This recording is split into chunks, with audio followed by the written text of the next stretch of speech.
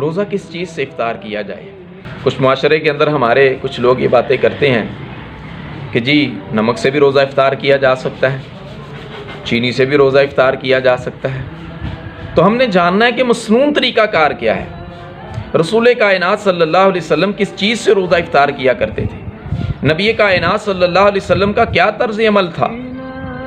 نبی کائنات صلی اللہ علیہ وسلم کے خادم حضرت انس رضی اللہ تعالیٰ عنہ، جنہوں نے مدینے کے تاجدار کی 10 سال تک خدمت کی ہے، وہ فرماتے ہیں کان رسول اللہ صلی اللہ علیہ وسلم یفطر قبل ان یصلی علی رطبات فإن لم تکن رطبات فتمارات فإن لم تکن تمرات حسا حسوات من ماء، کہ کائنات کے امام حضرت محمد رسول اللہ صلی اللہ علیہ وسلم نماز سے پہلے، نماز سے قبل تازہ کھجوروں سے روزہ افطار کیا کرتے تھے۔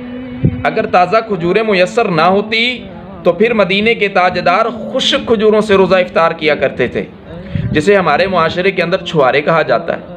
اگر تازہ کھجوریں نہ ملیں تو پھر چھہارے، اگر چھہارے نہ ہوتے تو پھر نبی کائنات صلی اللہ علیہ وسلم پانی کے چند گھونٹوں سے روزہ افطار کیا کرتے تھے۔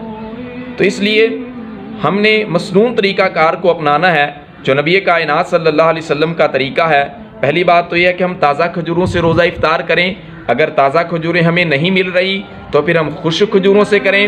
اگر خشک کھجوریں بھی میسر نہیں ہیں تو پھر ہم نے پانی سے روزے کو افطار کرنا ہے۔ یہ ہے نبی کائنات صلی اللہ علیہ وسلم کا مسنون طریقہ۔